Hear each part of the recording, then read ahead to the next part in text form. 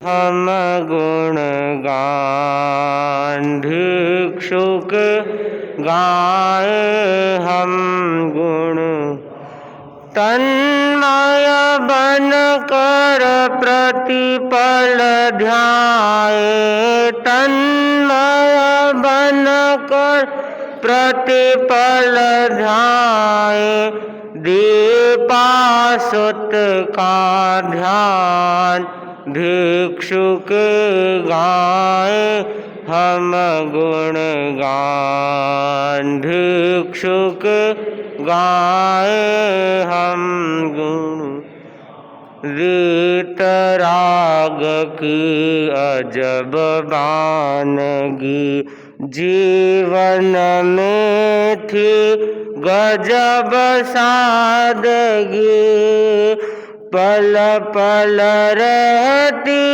सदा ताजगी सत्य शोधक राहे तुमने सत्य शोधक राहे तुम दिए नए अवदान भिक्षुक गाए हम गुण भिक्षुक गाए हम गुण मंगलमय प्रभु नाम तुम्हारा अनुशासित थी जीवन धारा चमकाया था भाग सितारा मन से जो सुमिरा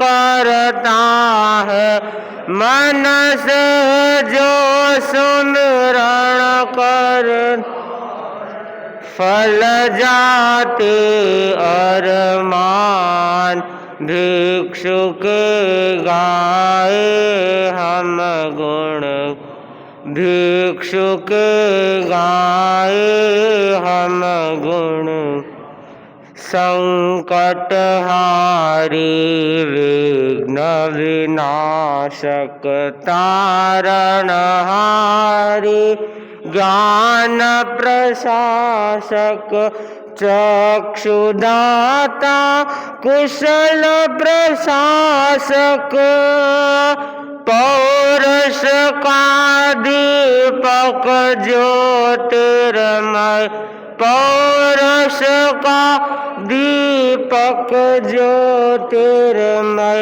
बड़े संग सम्मान भिक्षुक गाए हम गुण गान भिक्षुक गाए हम आगम वाणी के संगायक जीवन के तुम थे उन्नायक प्रगति पंथ के तुम थे नायक मिले प्रेरणा तुमसे भारी मिले प्रेरणा तुमसे भारी पाया समकित ज्ञान भिक्षुक गाए हम गुण गान भिक्षुक गाए हम गुण तर्कशील बुद्धि थी भारी जिन वाणी के प्रखर पुजारी सत्य अहिंसा के अवतारी संघर्षों को चीर बढ़े हम संघर्षों को चीर बढ़े पाए पद निर्वाण भिक्षुक गाए हम गुण भिक्षुक गाए हम गुण तन्मय बन कर प्रतिपल ध्याए, तन्मय बन कर प्रतिपल ध्याए। दीपासुत का ध्यान भिक्षुक गाए हम गुणगान, भिक्षुक गाए हम गुणगान। ओम नमः के धाम युग प्रधान महातपस्वी आचार्य श्री महासमन जी के पावन चरणों में कोटि कोटि वंदन। श्रद्धेय मुनिश्री के पावन चरणों में भावभरा वंदन। मुनिवृंद, उपस्थित समस्त श्रावक श्राविकागण, एक बार की बात है, एक शिष्य ने गुरु की बहुत सेवा की। तो गुरु ने उस शिष्य से कहा कि मैं तुझसे प्रसन्न हूँ, मैं तुम्हारी सेवा से प्रसन्न हूँ, तुम वरदान मांग सकते हो, मैं तुझे वरदान देना चाहता हूँ, तुम जो चाहो वह वरदान मांग सकते हो। आपके सामने भी अगर कोई सिद्ध पुरुष आ जाए और आपसे कहे कि वरदान मांगो, तो आप क्या मांगोगे? जिसके दिल में या जिसके विचार जो होंगे वही मांगेगा। मांगना भी हर एक के बस की बात नहीं है, और मांगना भी सही ढंग से हर एक व्यक्ति को नहीं आता है। जो बुद्धिमान होता है वह थोड़े में बहुत कुछ मांग लेता है। एक बुढ़िया थी, अचक्षु थी, आंखों से दिखाई नहीं देता था। एक बार सिद्ध पुरुष से भेंट हो गई, तो सिद्ध पुरुष ने कहा कि बुढ़िया, तुम्हें दिखाई नहीं देता है, अगर तुम चाहो तो मैं तुझे रोशनी दे सकता हूं। बुढ़िया ने कहा, मैं दरिद्र भी हूं, मेरे पुत्र भी नहीं है, घर भी नहीं है, बहुत सारी चीजें मांगना है। सिद्ध पुरुष ने कहा कि तुम सिर्फ एक वरदान मांग सकती हो, एक से ज्यादा नहीं। बुढ़िया ने कहा ठीक है, एक तो आप दोगे। तो बुढ़िया ने कहा कि मैं अपने पड़पोत्र को सोने की थाली में खीर का भोजन करते हुए देखूं। सिद्ध पुरुष देखता रह गया, इसने कितनी चीजें मांग ली है। अपना लंबा आयुष्य मांग लिया है, पुत्र पौत्र मांग लिया है, पड़पोत्र मांग लिया है, और समृद्धि मांग ली, सोने की थाल में खीर भोजन समृद्धि मांग ली है, और आंखें मांग ली है, मैं देखूं यानी दृष्टि मांग ली है इसने। तो एक लाइन में बहुत सारी चीजें मांग ली। तो अगर वरदान मांगने वाला बुद्धिमान होता है तो वह कुछ ऐसा मांगता है जिससे उसका हित हो सके, और बुद्धिमान नहीं होता है तो कई बार वह वरदान उसके लिए समस्या बन जाता है। शिष्य ने गुरु से कहा कि भगवान, आप मुझे वरदान देना चाहते हैं तो मैं आपसे 3 बातें मांगना चाहता हूं। गुरु ने कहा मांगो।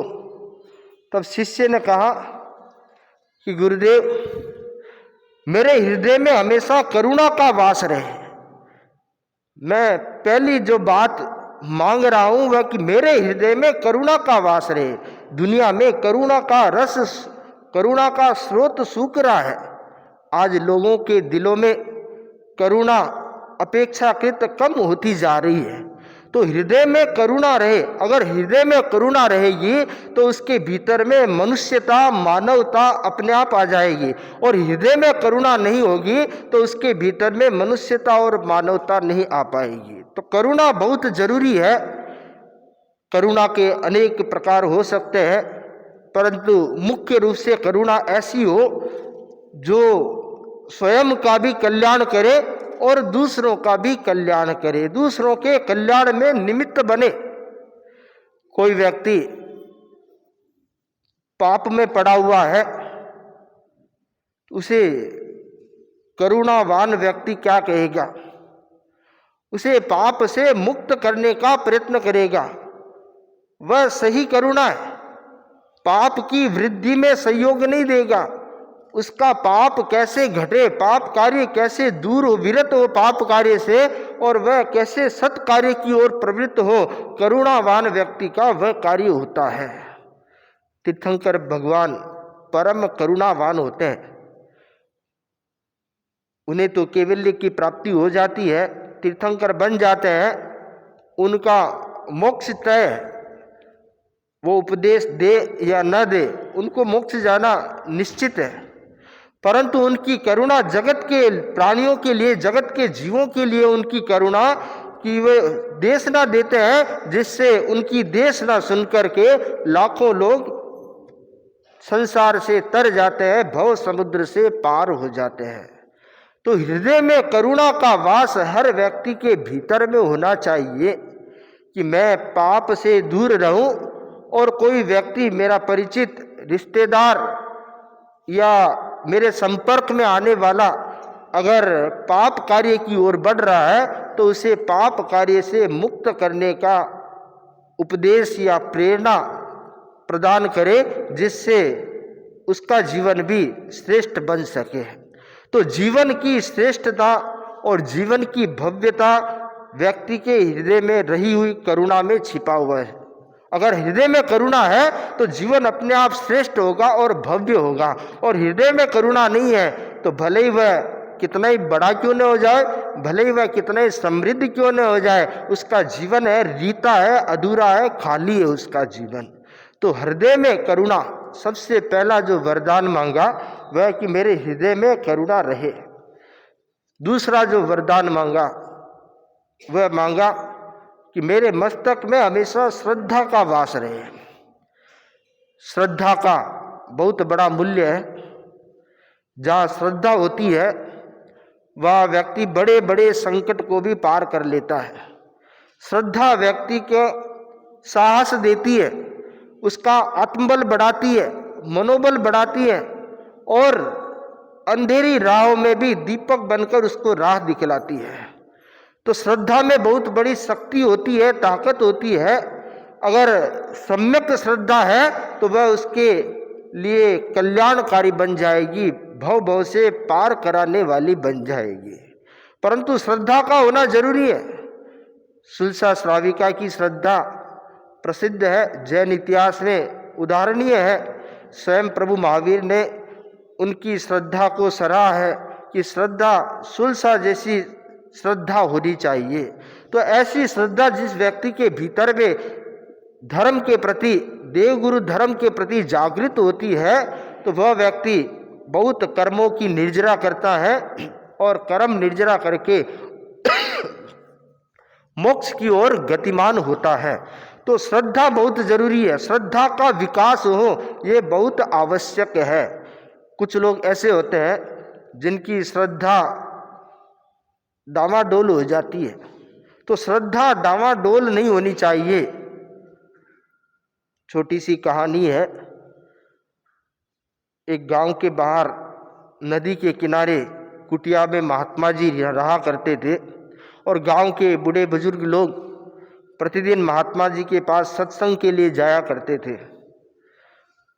एक बार की बात है, बारिश का मौसम था, बारिश बहुत हुई और नदी में बहुत पानी आ गया।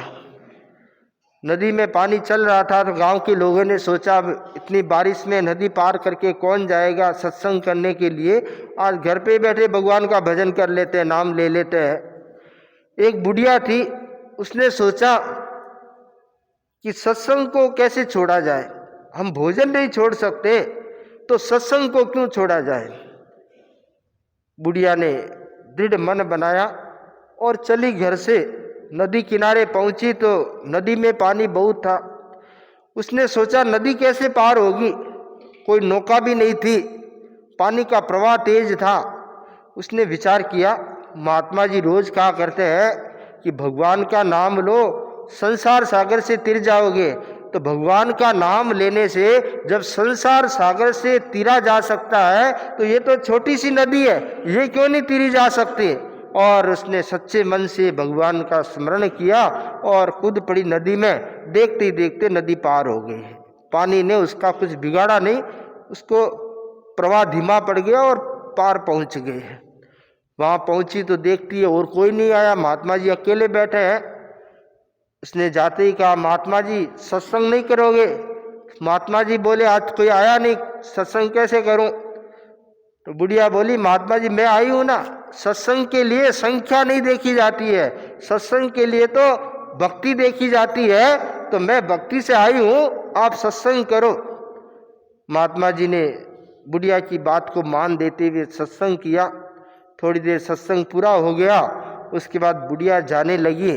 तो जाते जाते बुढ़िया ने पूछ लिया, महात्मा जी भिक्षा के लिए गांव में नहीं आए? तो महात्मा जी बोले कि माँ जी इतनी तो बारिश आ रही है, नदी में पानी चल रहा है, कैसे आऊं? बुढ़िया बोली, जैसे मैं आई हूं वैसे आप भी आ जाओ। अब क्या करें? तो महात्मा जी ने पूछा, भी तुम कैसे आई हो?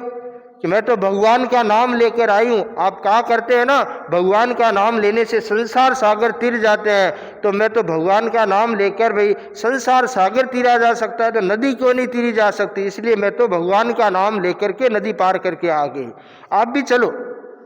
अब महात्मा जी थोड़ा सा सोच रहे, जाऊं तो भी समस्या, नहीं जाऊं तो भी समस्या। जाऊं तो डर लगता है पानी का, और नहीं जाऊं तो अपनी बात पर दूसरे लोग भरोसा कैसे करेंगे। मैंने ही तो कहा है। चले, बुढ़िया के साथ साथ नदी किनारे पहुंचे। बुढ़िया ने कहा, महात्मा जी पग आगे धरो, आगे बढ़ो। महात्मा जी थोड़ा सा पानी में जाते हैं, वापस पीछे लौट आते हैं, डर लग रहा है। बुढ़िया ने एक बार देखा, दो बार देखा, सोचा महात्मा जी को हिम्मत नहीं हो रही है। बुढ़िया ने कहा, देखो महात्मा जी मैं चलती हूँ, आप मेरे पीछे पीछे आ जाओ। और बुढ़िया ने भगवान का स्मरण किया और नदी में उतरी और देखते देखते नदी पार हो गई। उस किनारे जाकर देखती है तो महात्मा जी तभी वहीं खड़े हैं।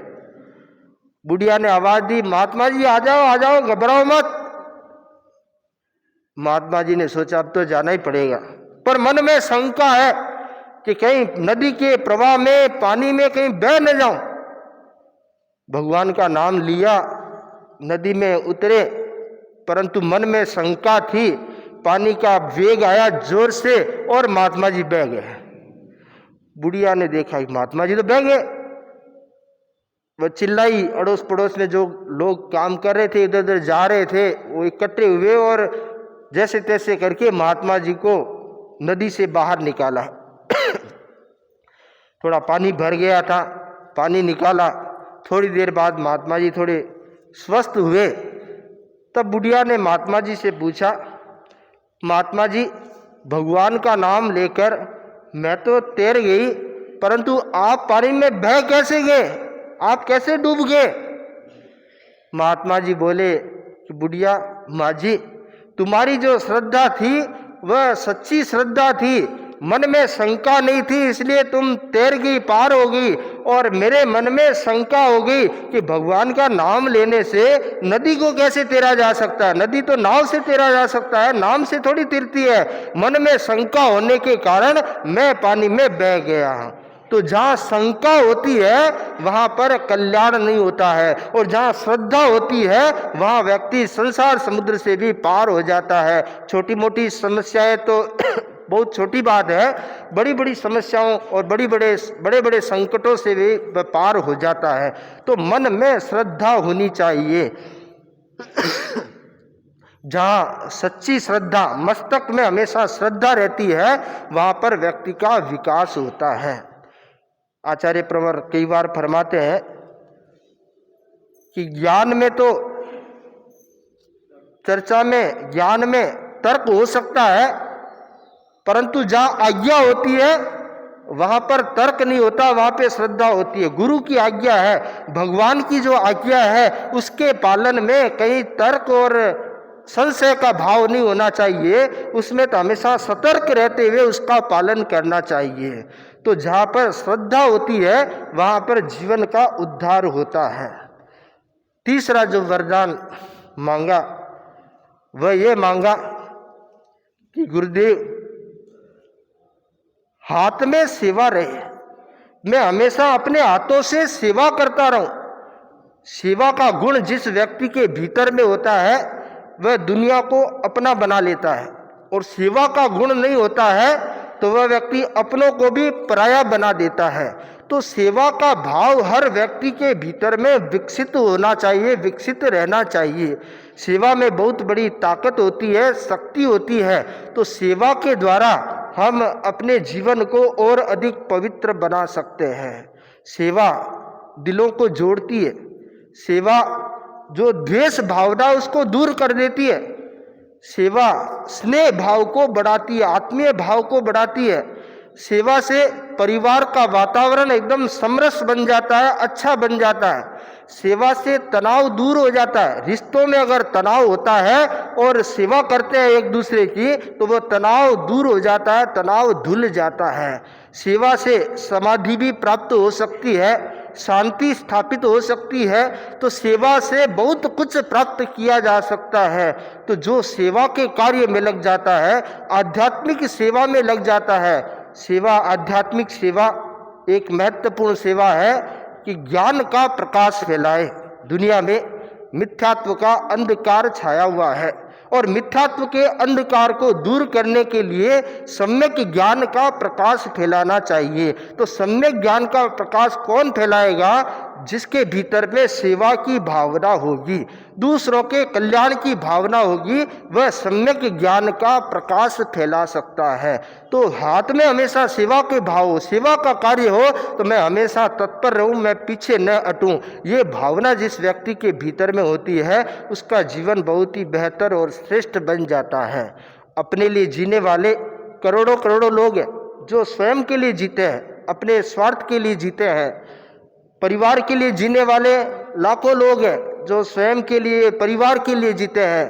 परंतु सेवा के लिए, परमार्थ के लिए, कल्याण के लिए जीने वाले लोग बहुत कम होते हैं। जो जिनका कोई स्वार्थ नहीं होता, निस्वार्थ भावना होती है, ऐसे व्यक्ति बहुत थोड़े होते हैं। तो जब कभी भी सेवा का कार्य पड़े तो उसके लिए हमेशा तत्पर रहने का प्रयास करना चाहिए। और निर्वध्य सेवा जहाँ होती है वहाँ तो विपुल कर्मों की निर्जरा होती है। सावध्य सेवा का लौकिक महत्व है, परंतु जो निर्वध्य सेवा है उसका तो अलौकिक महत्व है, आत्म कल्याण का महत्व है। तो अलौकिक सेवा के लिए हम समर्पित रहें, स्वयं के कल्याण के लिए और दूसरों के कल्याण के लिए सेवा भावना हमेशा मन में रखने का प्रयास करें। 3 वरदान गुरु से शिष्य ने मांगे, हृदय में करुणा, मस्तक में श्रद्धा और हाथ में सेवा। ये जो 3 वरदान है बहुत ही महत्वपूर्ण है। आज वर्ष का आखिरी दिन है, सन 2023 का आखिरी दिन है, 31 दिसंबर है, और दिसंबर का भी आखिरी दिन है, 31 तारीख है, और इस सप्ताह का भी आखिरी दिन है कि आज रविवार है। तो ये वर्ष का अंतिम दिन हमें ये प्रेरणा देता है कि कल नया वर्ष प्रारंभ होगा। तो नए वर्ष में हम नए संकल्पों के साथ और इन 3 वरदान की भावनाओं के साथ में अगर नए वर्ष में प्रवेश करेंगे तो नया वर्ष आप सबके लिए एक नई राह दिखाने वाला और अधिक प्रकाश करने वाला और जीवन को और अधिक आलोकित करने वाला हो सकेगा। इन्हीं मंगल भावनाओं के साथ ओम हर।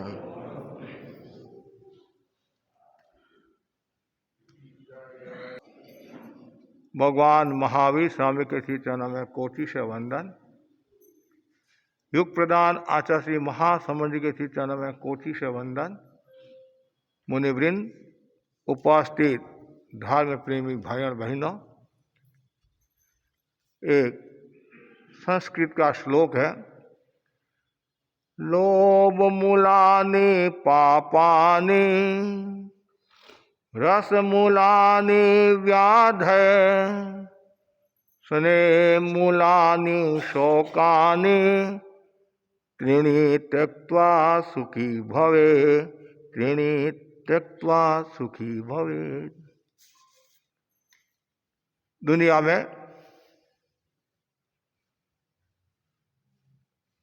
अध्यात्म का बहुत बड़ा मूल्य है। अध्यात्म का अर्थ है आत्मभाव को देखना, अपने स्वरूप में रहना ही अध्यात्म है। सरल भाषा में आत्मा के इर्द गिर्द रहता है, आत्मा को केंद्र बिंदु बनाकर कोई प्रवृत्ति करता है, वह व्यक्ति अध्यात्म की साधना अच्छी तरह से कर सकता है।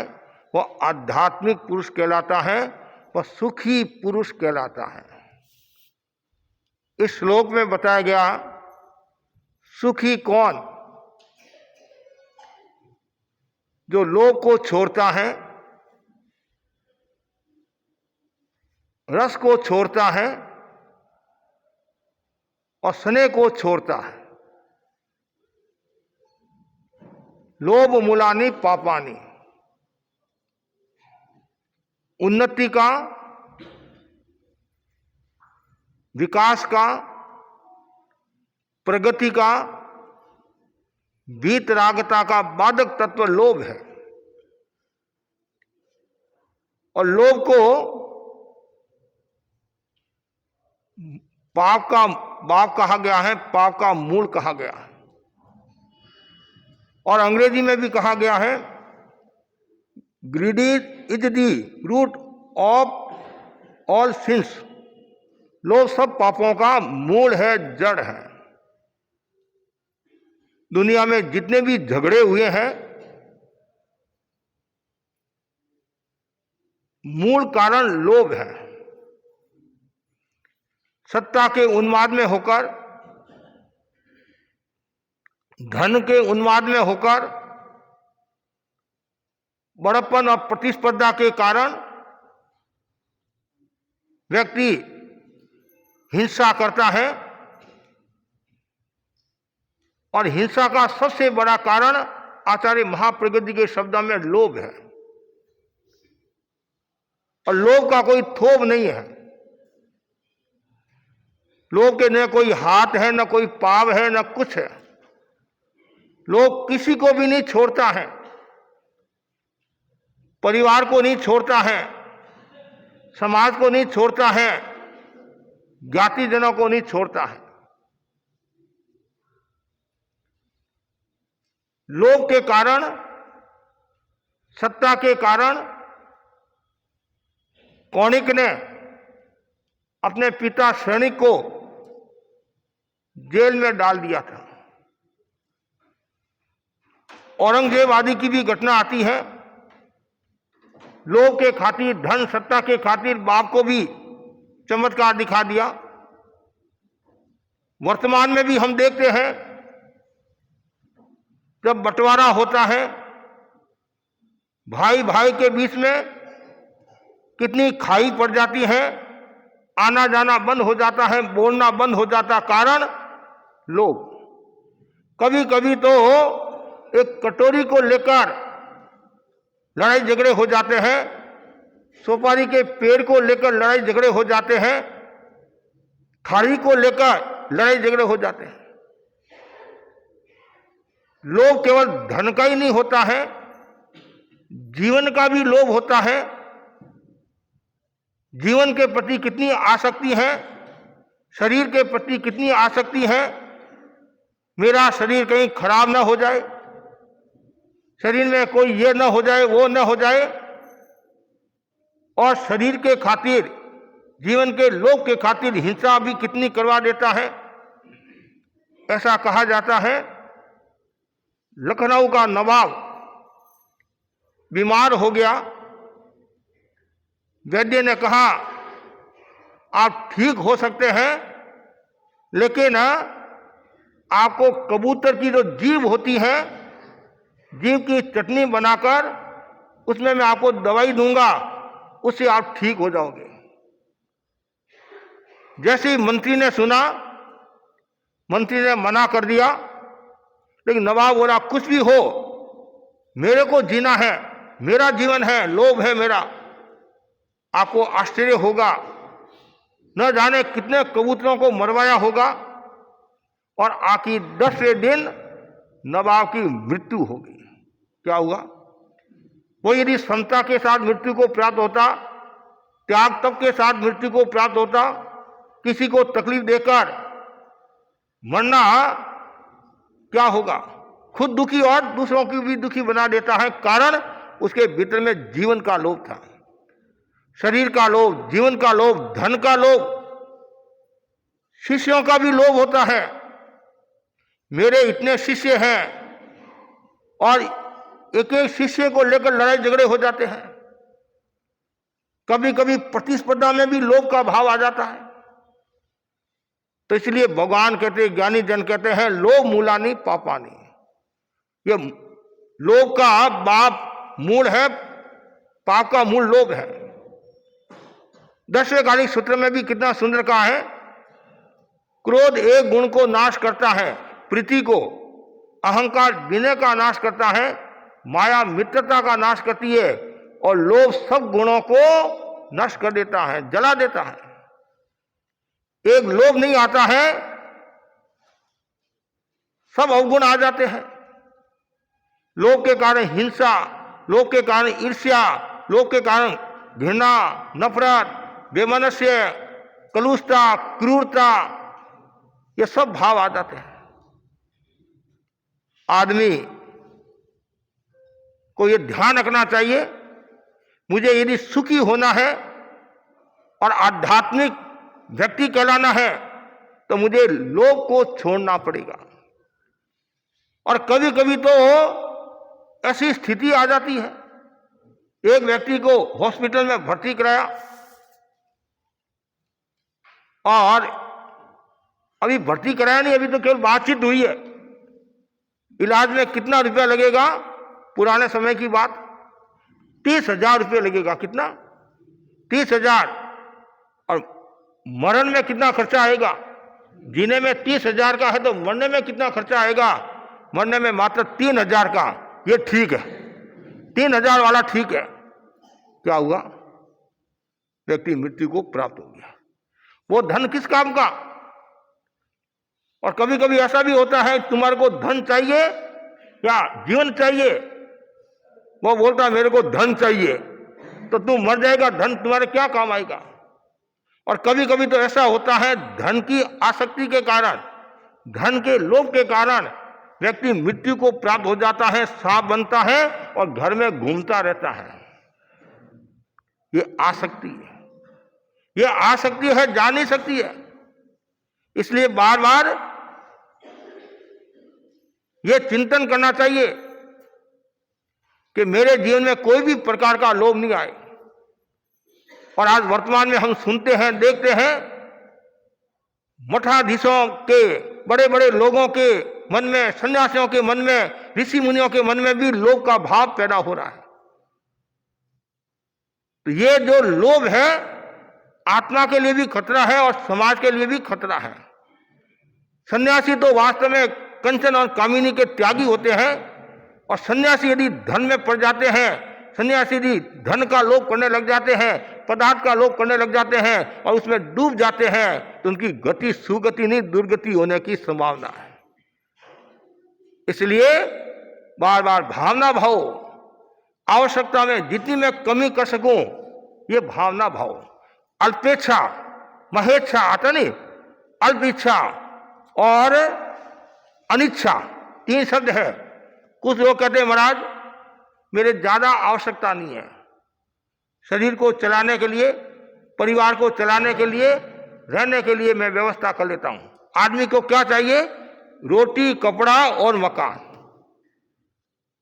उसमें थोड़ा सा अंतर यह हो सकता है, किसी के झोपड़ी है तो किसी के महल है, लेकिन वो झोपड़ी में जो रहता है वो आराम की नींद लेता है, वो सुखी है।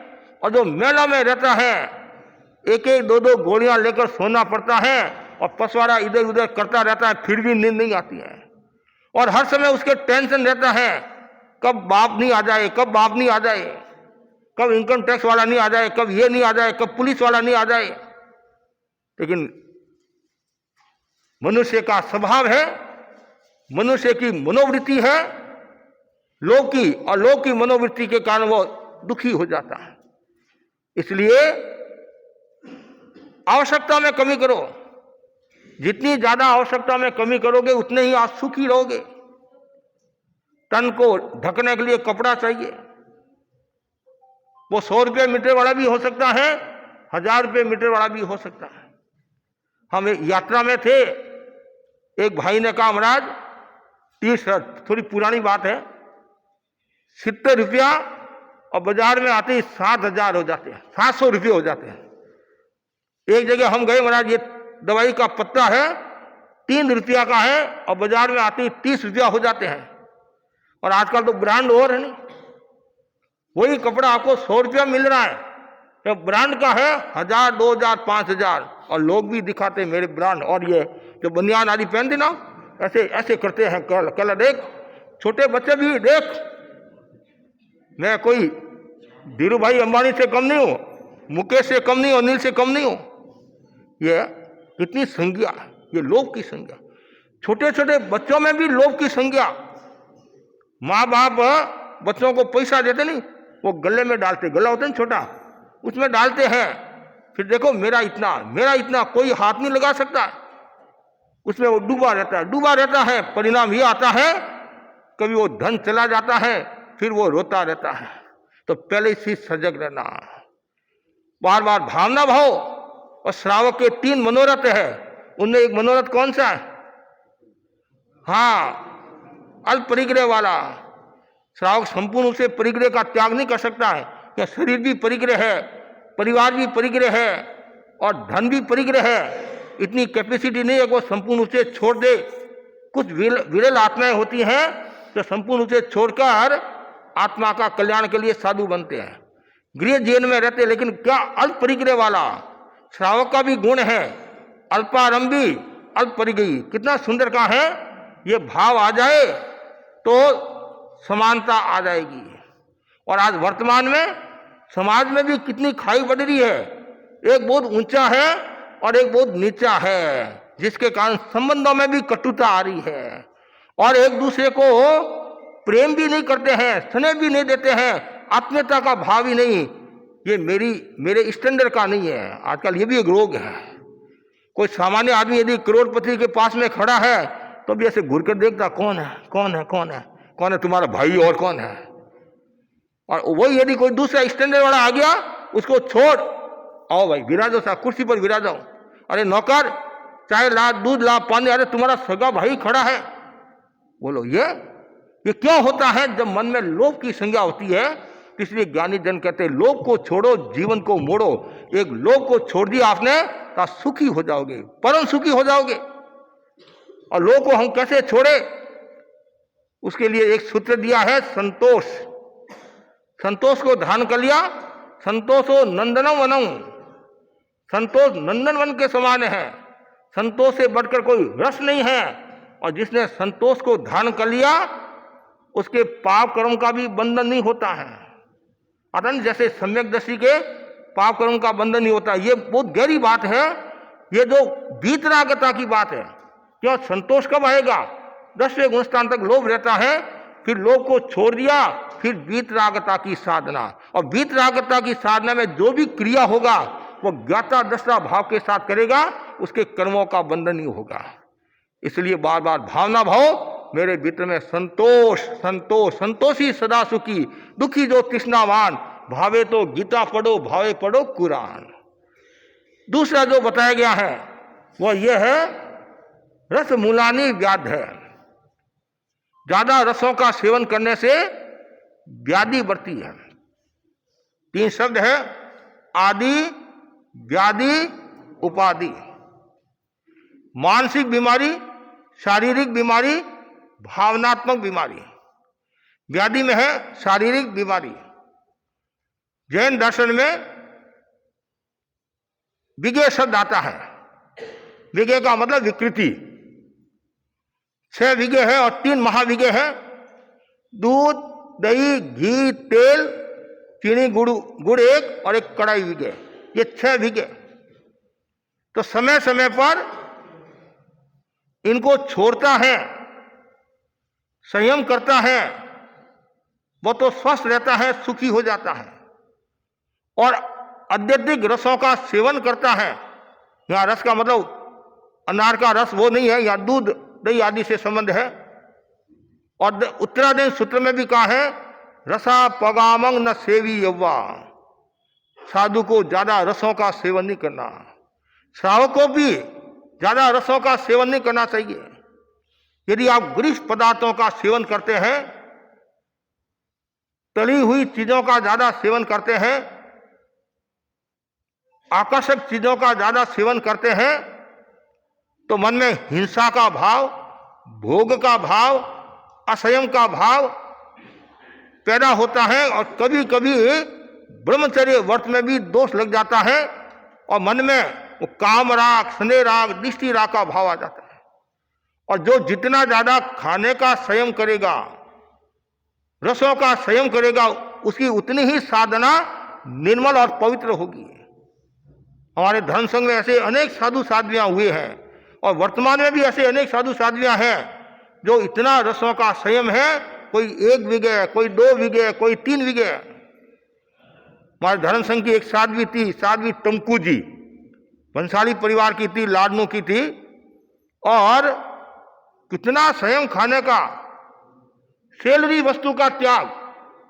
सेलरी वस्तु का मतलब क्या? जो गन्ने से जो चीजें बनती है सबका त्याग। विघे का तो त्याग है ही, साथ में चीनी और गुड़ से कोई भी चीज बनी हुई है सबका त्याग। बोलो कितनी ऊंची बात। हमारे मुनि सिरेमल जी स्वामी थे, छापर में उनका स्वर्गवास हुआ। वर्षों तक 5 विघे का त्याग, 5 विघे का त्याग। और ऐसे भी हमारे साधु हुए, 8 द्रव्य 9 द्रव्य। मुनि मोहनलाल जी आमिर को मैंने देखा, 20 साल में उनके साथ रहा, मैंने तो उनको कभी 11 द्रव्य खाते देखा नहीं, 10 द्रव्य खाते देखा नहीं। और एक सब्जी, 5 विघे का त्याग, और मिठाई नमकीन सबका त्याग, केवल 9 द्रव्य। इतना खाने का संयम था। और आज भी हम देखते हैं, कोई सुबह करता है तो दोपहर में नहीं, शाम को नहीं, कोई 1 समय, कोई 2 समय, और उनमें भी द्रव्यों की सीमा। साधना को निर्मल बनाना है, पवित्र बनाना है, तो उसमें खाद्य संयम की महत्वपूर्ण भूमिका रहती है, विघे वर्जन की महत्वपूर्ण भूमिका रहती है। यदि हम ज्यादा भोजन करेंगे, गरिष्ठ भोजन करेंगे, ज्यादा नाश्ता करेंगे, तो क्या होगा? नींद आएगी। कभी कभी फंक्शन होता है और आप ज्यादा नाश्ता कर लेते हैं कि माल पराया है तो पेट तो अपना है। कभी नहीं, हाँ माल पराया, पेट अपना है, वो ज्यादा खा लेते हैं। फिर व्याख्यान सुनने के लिए बैठे तो नींद का झोंका, हाँ झोंका आता है। पूछते क्या करा है कि मैं तो कायो सर्ग में चला गया। कायो सर्ग में चला गया? कौन सा कायो सर्ग? कि महाराज ज्यादा बोलो मत, ज्यादा खाएगा तो क्या होगा। इसलिए समय समय पर संयम करना जरूरी है। साधना की दृष्टि से, ऐसे भी देखो आप, व्यवस्था की दृष्टि से घर में कलह क्यों होता है? कलह का एक कारण है खाने का असंयम। एक व्यक्ति ज्यादा मात्रा में खाता है और एक को कुछ मिलता नहीं है तो झगड़ा हो जाता है, कलह हो जाता है। अरे कभी कभी तो ऐसी घटनाएं हैं जिनकी हम कल्पना नहीं कर सकते हैं। भोजन को लेकर भाई भाई को मार डालता है, पति पत्नी को मार डालता है। तुमने समय पर भोजन क्यों नहीं बनाया? इसमें नमक कम कैसे, मिर्चा ज्यादा कैसे डाल दी? मेरे के तो पाती आया नहीं, तुमने अकेले ने खा लिया, अब देख ले। बस बहुत मुश्किल काम है। इसलिए कहा गया है रसों का ज्यादा सेवन मत करो। रसों का सेवन करने का मतलब है अध्यात्म से दूर होना, सुखी नहीं दुखी बनना, अनेक प्रकार की बीमारियां, व्याधि। और जहां व्याधि होती है तो धीरे धीरे आदि भी शुरू हो जाती है। कभी कभी क्या होता है, तन की बीमारी कम और मन की बीमारी ज्यादा हो जाती है। अब किसी को काम करना नहीं है, बहू को, तो सिर दर्द कर रहा है, माथा दर्द कर रहा है, पेट में दर्द है, अब वो दिखाई थोड़ी देता, बुखार तो दिखाई देता। फिर आज क्यों नहीं, आज मेरा मूड नहीं था, सासू जी ने मुझे कुछ कह दिया, बस रसोई बंद। तो ये तन से भी मन की बीमारी और खतरनाक, और मन से भी भाव की बीमारी और खतरनाक होती है। सबसे खतरनाक भाव की बीमारी होती है, उसमें घृणा और नफरत का भाव पैदा होता है। आदि व्याधि उपाधि से मुक्त होकर जो समाधि को प्राप्त होता है उसका मूल्य हो जाता है। और समाधि कब मिलती है, जब वो रसों का संयम रखता है। अरे हमारे जैन साधुओं के बारे में भी आता है, आचार्यों के बारे में भी आता है, तो रसों में अत्यधिक रसों में आसक्त हो गए, उसका ये परिणाम क्या आया, गति सुगति की बजाय नीची गति होगी। आचार्य मंगू का नाम सुना होगा आपने, बहुत बड़े आचार्य थे, मथुरा नगरी में विराज रहे थे, सैकड़ों उनके शिष्य थे, प्रभावशाली थे, ज्ञानी थे, विज्ञानी थे। लेकिन भोजन की आसक्ति, रसों की आसक्ति के कारण क्या हाल होता है। कभी कभी क्या होता है, क्षेत्र अनुकूल होता है, श्रावक लोग भावना भाते हैं, और श्रावकों का तो कर्तव्य भावना भाने का, विवेक तो हमारे को रखना है, पेट हमारा है। और कभी कभी रस लोलुपता के कारण, स्वाद के कारण वो साधु नहीं स्वादु रह जाता है। और शिष्यों को पता चल गया गुरुजी भोजन में आसक्त है, बढ़िया माल मिल रहा है। शिष्य ने संकेत भी किया कि महाराज कब विहार करा रहे हो, कब विहार। एक तो गृहस्थ कहते महाराज, एक तो मैं कहता हूं विहार करने का भाव है, और एक आप कहते हो महाराज कब विहार कर रहे हो, रात दिन का अंतर है। एक तो जमाई कहता है आज मैं जाने वाला हूं, और एक सासू जी कहते हैं हाँ जमाई जी कब जा रहे हो, हाँ ये डाकी आकर बैठ गया, जाने का दाव भी नहीं लेता है। कितना अंतर है। एक आचार्य कहता है विहार करने का भाव है, और एक शिष्य बार बार पूछते आचार्य जी कब विहार करे हो, कब विहार करे। इसका मतलब कहीं ना कहीं एक तो व्यवस्था की दृष्टि से पूछे वो अलग बात है, जानकारी की दृष्टि से पूछे अलग बात है, और एक ऐसे हाँ करने का भाव है, करने का भाव है, लेकिन आखिर नाम ही नहीं ले रहे। शिष्य ने सोचा कि हमारी साधना खराब ना हो जाए, हम पतित को प्राप्त ना हो जाए, हम दुर्गति में न चले जाए। आपको आश्चर्य होगा, शिष्य छोड़कर सब चले गए, छोड़कर चले गए सब, आखिर अकेले रहे।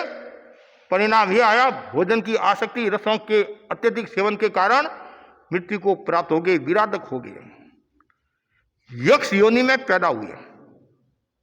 नहीं तो साधु की जो गति होती है देवलोक में भी बेमानी की होती है, और आचार्य होते तो उनके तो और ज्यादा उनकी साधना होती है, उनका अच्छा करेक्ट। ऐसे तो हर साधु का करेक्टर अच्छा है, लेकिन एक आचार्य विशेष होते हैं, उनके विशेष निर्जरा होती है, विशेष निर्जरा होती है। आचार्य को कितना खपना पड़ता है, कितना तपना पड़ता है, कितना सहन करना पड़ता है। और लोग देते आचार्य महासमुद्री को कितना सहन करना पड़ता है। तो वैसे ही मृत्यु को प्राप्त हो गए, यक्ष योनि में पैदा हुए। उन्होंने अपने ज्ञान बल से जाना कि मैं यक्ष योनि में कैसे पैदा हुआ, देखा भोजन की आसक्ति के कारण। अब उनकी चेतना जगी, पहले चेतना जग जाती तो यह गति नहीं होती है कि मेरे शिष्य कहीं विराधक न हो जाए, दुर्गति में न चले जाए।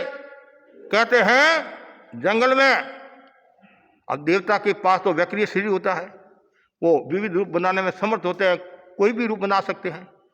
और आए और जीभ बाहर निकाल कर खड़े, ऐसे जीभ उधर से शिष्य निकलते हैं, हाँ जीभ निकाल कर वो राक्षस का रूप, राक्षस बनकर जीभ निकाल देने से।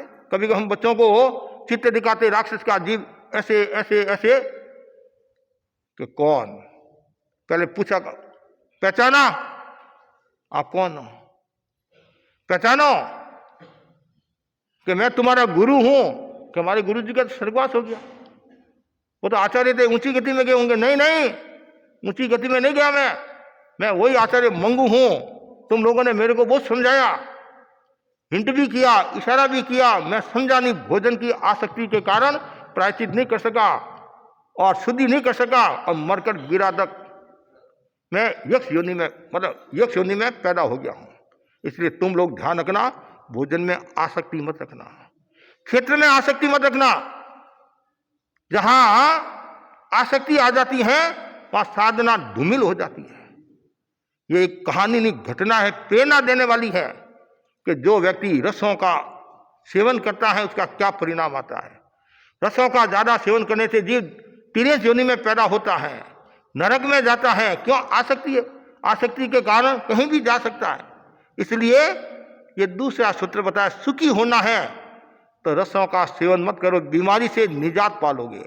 और तीसरा बताया, स्नेह मूलानी शोकानी, जो निर्मोही होता है, स्नेह नहीं रखता है, आसक्ति नहीं रखता है, प्रेम नहीं रखता है। सामाजिक दृष्टि से एक तो प्रेम का मतलब प्रेम में भी अंतर है। यहाँ स्नेह, कोई चीज के प्रति आसक्ति रखना, राग रखना। स्नेह का मतलब राग। जो व्यक्ति राग रखता है वह वीत राग नहीं होता है, वह सुखी नहीं होता है।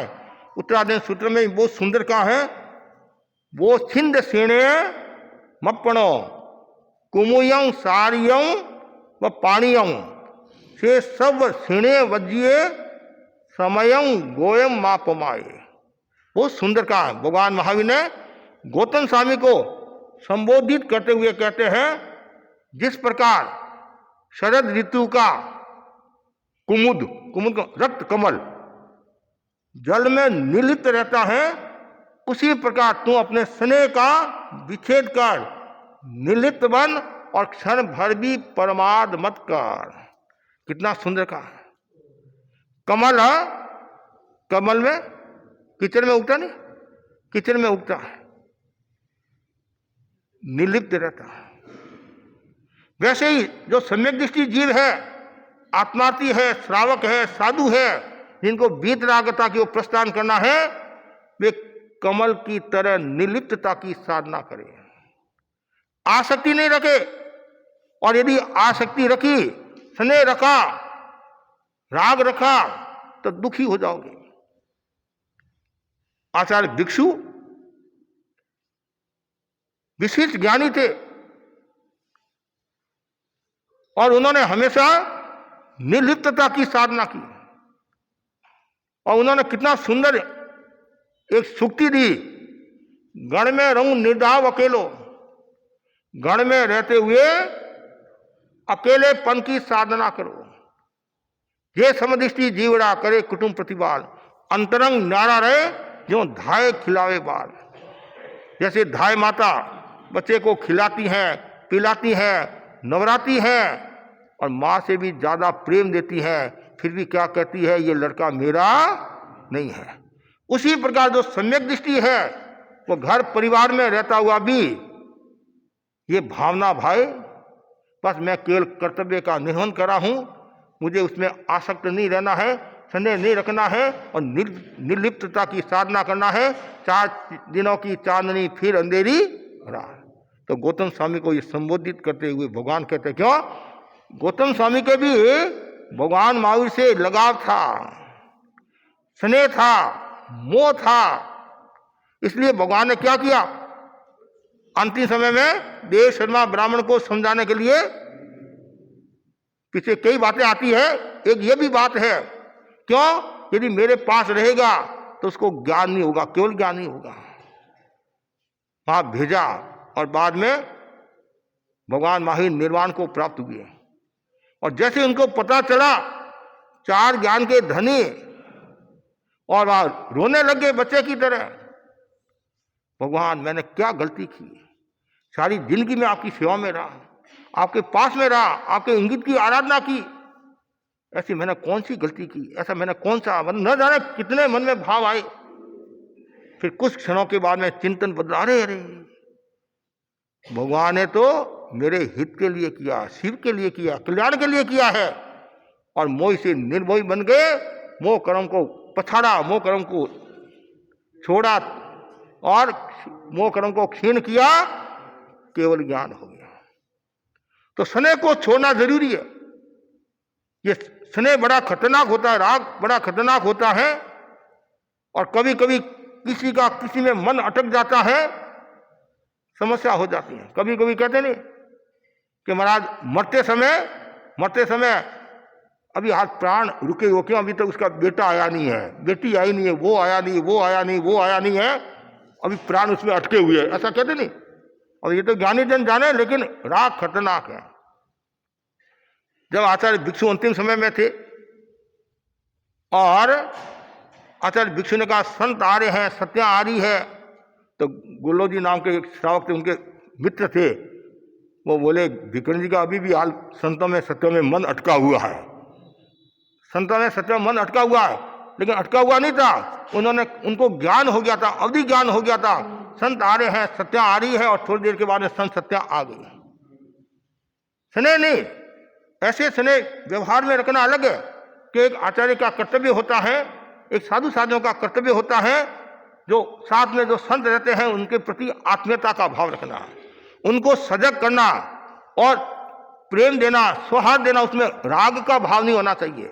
एक नैतिक कर्तव्य है। समाज का जैसे सुधार करता है, समाज का ध्यान रखता है, वैसे हम 3 संत हैं, यदि हम आपस में एक दूसरे का ध्यान नहीं रखेंगे तो हमारी साधना कैसे सफल होगी। उसमें राग भाव नहीं आना चाहिए, स्नेह का भाव नहीं आना चाहिए। न तो शरीर का स्नेह करना, न गण का स्नेह करना, मोह, गण का भी मोह नहीं करना। आता नहीं हमारे निर्जरा के जो 12 भेद आते हैं, उनमें कायसर जो लास्ट है नहीं, व्युत्सर्ग छोड़ना, सबको छोड़ना है, छोड़े बिना मुक्ति होने वाली नहीं है। एक दिन सबको छोड़ना है, तो हम क्यों शरीर का स्नेह करें, क्यों जीवन का मोह करें, क्यों परिवार का मोह करें, क्यों आसक्ति रखे और बार बार भावना भाव मुझे जाना है, कहाँ जाना है, दक्षिण आवड़ा जाना, उत्तर आवड़ा, पूर्वांचल या स्वर्ग कहाँ जाना है, ये तो यहाँ तो जाना है, लेकिन आखिर एक दिन घर छोड़कर जाना है। कभी भी जा सकते हैं, कोई भरोसा नहीं है, एक पल का भी भरोसा नहीं है। इसलिए भगवान ने कहा है समयम गोए मापमा, हे गौतम अब तू किनारे आ गया है। अब कभी कभी हम कहते नहीं, एक धक्का और दो, संसार को छोड़ दो। ऐसे एक सुबह सुबह जब ये बिहार होता है, हमारे समाज में तो कम है, दूसरी समाज में ये नारा चलता है, दीक्षार्थियों को प्रेरणा देते हैं, दीक्षा लेने वालों को, कि एक धक्का और दो, संसार को छोड़ दो। हाँ, धक्का देना जरूरी है, कुएं में धक्का नहीं देना, बावड़ी में धक्का नहीं देना, नीचे गिराना नहीं है। यहाँ मतलब है संसार को छुड़ाना है और आत्मा का उत्थान करना है। स्नेह को छोड़ो, स्नेह को छोड़ो, कोई प्रकार की आसक्ति नहीं, राग का भाव नहीं। राग छोड़ा, विराग, वीतरागता आ जाएगी। इसलिए कभी भी मन में वो भावना नहीं आए। कभी कभी हमारे परिवार के लोग बोलते, श्रावक समाज बोलते, हमारा स्नेह तो करना पड़ता है, मोह तो करना पड़ता है, लाड तो करना पड़ता है, हाथ भी फेरना पड़ता है, सब कुछ करना पड़ता है, नहीं तो हमारा घर परिवार चलता नहीं है। कोई बात नहीं, और संसारी जीव आपको करना पड़ता है, लेकिन उसमें निर्लिप्तता की साधना करो। भाव हो रहे, मैं मेरे कर्तव्य का निर्वहन कर रहा हूं, उसमें मैं डूब रहा नहीं हूं। अरे कभी कभी तो ऐसा होता है, आदमी के प्राण जा रहे हैं और वह भाई बोल रहा मुझे संथारा कराओ, और परिवार वाले मोह कर लेते हैं, कभी हाल थोड़े दिन और जीना है, थोड़े दिन और जीना है। अरे उसकी तो गति सुगति हो रही है ना, उसको बिगाड़ रहे हैं। क्या सारी जिंदगी वो आपके पास में रहेगा? कभी वो मरेगा नहीं। अरे तो क्यों हम ऐसा करें? उसमें तो भावना भाव, त्याग बढ़ाओ। यदि वो मोह करता है तो ये कहना चाहिए, पिताश्री मोह नहीं करना है, केवल आत्मा आत्मा आत्मा साधना में रहना है। कोई किसी का नहीं है, आप अकेलो अवतरे, मरे अकेलो हो, यूं कब जीव को साथी सगुन कोय। अकेला आया हूं और अकेला ही जाऊंगा। इसलिए आप वो भावना भाव, निर्लिप्तता की, एकत्व की अनुप्रेक्षा करो। नमी राजर्षि की तरह आप समता रखो, मोह मत करो। और ये मोह के कारण, स्नेह के कारण आदमी दुर्गति में चला जाता है। कभी कभी परिवार वाले भी मोह कर लेते हैं, कभी कभी वो खुद भी मोह कर लेता है, और कभी परिवार वाले कहते हैं सिर पर हाथ रख दो, ये जो संतारा होता है ना, संतारा, तो हमारे को बार बार कहना पड़ता है अब मोह मत करना। मैंने एक भाई को संतारा पचका, उस समय मैंने कहा परिवार वालों को, कोई मोह मत करना कि हाथ फेरो, शिक्षा दो, ये दो, वो दो, ऐसा वैसा, कि आपका धन कहाँ गाड़ा हुआ बता दो, ये बता दो। उसमें समता, समझे नहीं, उनकी गति सुगति हो, ये भावना। और कुछ लोग ऐसे होते हैं, इतने लोभी होते हैं, एक व्यक्ति मरकर ऊपर चला गया, यमराज ने पूछा तुम्हारे को स्वर्ग में भेजूं, नरक में भेजूं? वो भी कम नहीं था, उसका भी नोटों से स्नेह ज्यादा था। वो बोला यमराज जी, जहाँ 2 पैसे की कमाई हो वहाँ भेज दो, नरक और स्वर्ग से मुझे कोई लेना देना नहीं है। अब बोलो आप, बाणियों बाणने विसरे अमरापुर में जाए, साहिब सु सौदो करे टक्को पैसो खाए। बाणिया इतना होशियार होता है, वो उसमें इतना ध्यान रखता है, थोड़ा इसमें ध्यान रख दे तो आप परिवार के लिए करते हैं, समाज के लिए करते हैं, सब कुछ करते हैं, लेकिन मूल आत्मा के लिए क्या किया? और जो व्यक्ति आत्मा के लिए करता है वही सुखी होता है। मूल शुद्ध एक दृष्टि से हमेशा आत्मा की आराधना करो। उसके लिए ये 3 बातें जो बताई है, लोभ को छोड़ना पड़ेगा और रस को छोड़ना पड़ेगा और स्नेह को छोड़ना पड़ेगा। इनको जो छोड़ता है वो व्यक्ति आगे बढ़ता है, लेकिन इनको नहीं छोड़ता है। गौतम कुलकुल में भी वो सुंदर कहा है, रुद्धा नरा अर्थ पराहवंती। जो लोभी नर है वो अर्थ पर आसक्त होते हैं, उनको धनी दिखता है। आप जानते हैं अर्थ व्यर्थ है। अर्थ क्या है? व्यर्थ है। आप कहेंगे व्यर्थ क्या महाराज? अर्थ तो व्यर्थ नहीं, समर्थ है। अर्थ है तो राष्ट्रपति भी बन जाते हैं, प्रधानमंत्री भी बन जाते हैं, सब कुछ हो जाता है। एक दृष्टि से उसका भी मूल्य है।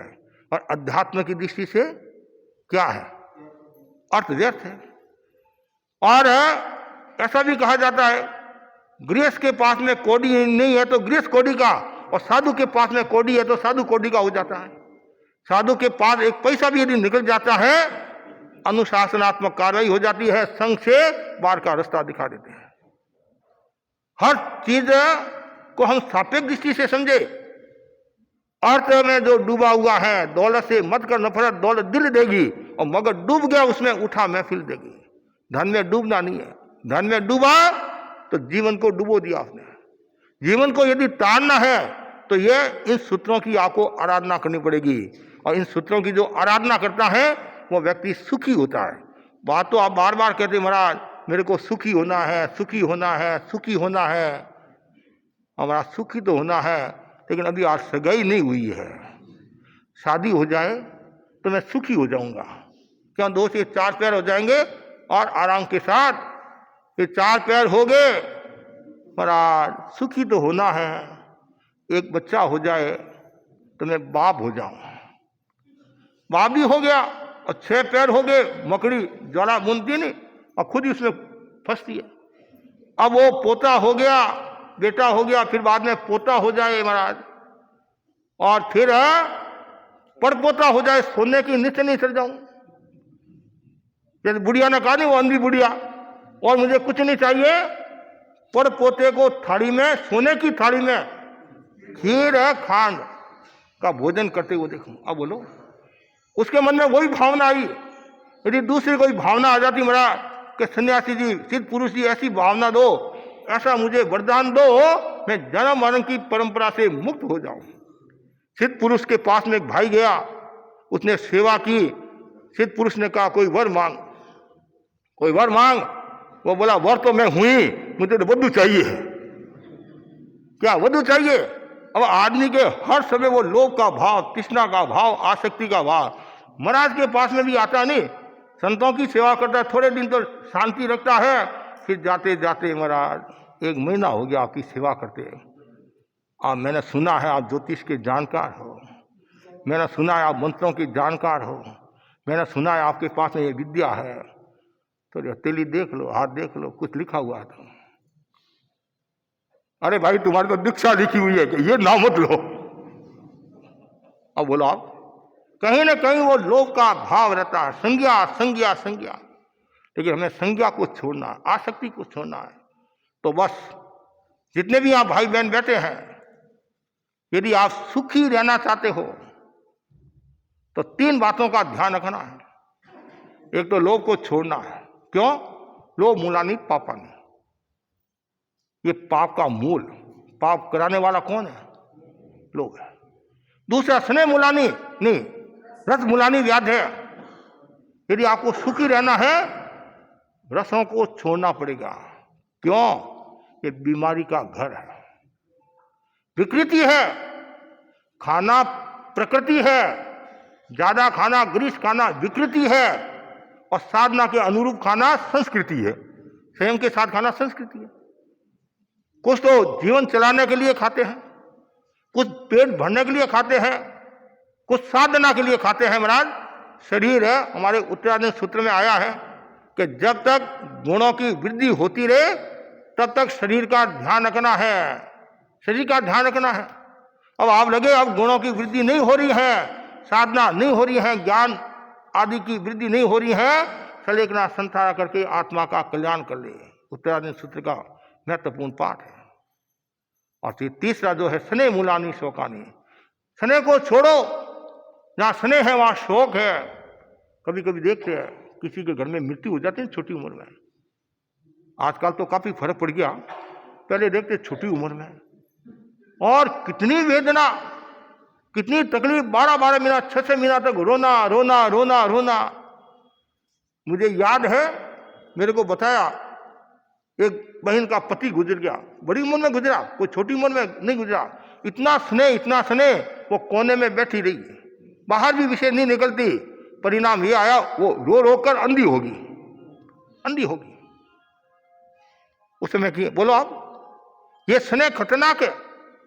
और मैं जानता हूं कि परिवार का सदस्य मोह होगा, कोई छोटी उम्र में जाता है, 20 साल की उम्र में जाता है, 25 साल की उम्र में जाता है, अचानक जाता है, दुर्घटना में जाता है, कितनी वेदना होती, कितनी वेदना।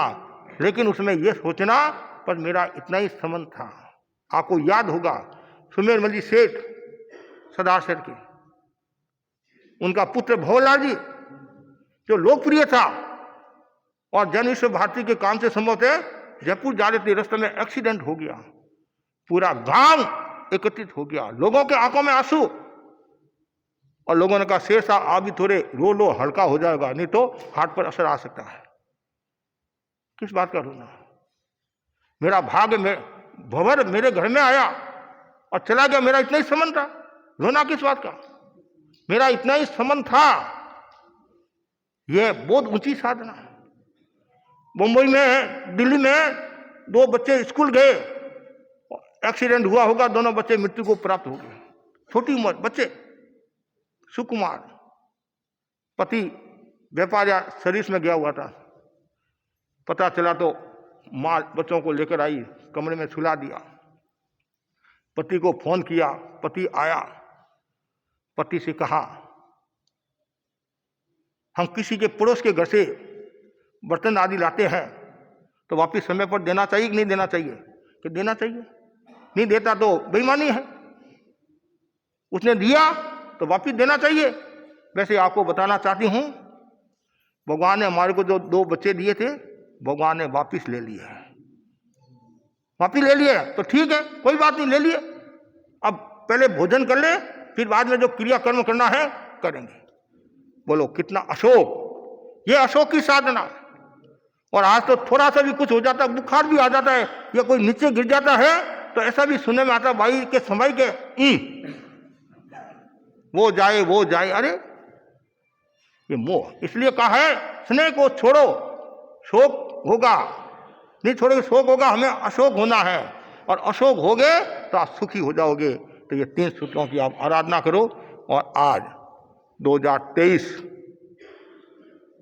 का लास्ट दिन है, हाँ, जैसे भी संतान ने बताया नहीं, सब लास्ट महीना, लास्ट तिथि, ये क्या नाम है, तारीख, वार, हाँ सप्ताह सब है। लेकिन अब क्या करना है? लास्ट तो ठीक है, अब हमें फर्स्ट बनना है, लास्ट में नहीं रहना है। कल दिन फर्स्ट दिन है, और आज कुछ लोग रात को खूब मनाएंगे, पिकनिक मनाएंगे, मौज मस्ती, रात को 12 बजे नाचेंगे, कूदेंगे, सब कुछ करेंगे, और नहीं होने वाली बातें भी होती है। लेकिन हम जैन हैं, सावधानी रखना है, कोई भी ऐसा जघन्य कार्य नहीं करना है, समाज को नुकसान पहुंचाने वाला कार्य नहीं करना है। ठीक है, आप संसारी जीव है, आप पर्व भी मनाते हैं, सब मनाते हैं, उसमें भी शांति का, सौहार्द का भाव रहे। और कल नया वर्ष प्रारंभ हो रहा है, 2023 को आप अलविदा कह रहे हैं, आपकी भाषा में अलविदा, हाँ विदाई, और 2024 का हाँ स्वागतम, वेलकम, सुस्वागतम। हमारे कुणाल मुनि ने कहा कि हाँ हम 2 साल 2023 और 2024 में महासमंद विहार में, 23 में भी है, 24 में भी है। कभी कभी होता है कि महाराज आप तो कल आए, अरे कल का है भाई, 2023 में आए, 2024 में जा रहे हूं, 23 में आए 24 में जा रहे, कल का आए। एक रूपक मतलब कहने का तरीका है। और कल जो बताया गया आपको सूचना भी मिल गई होगी।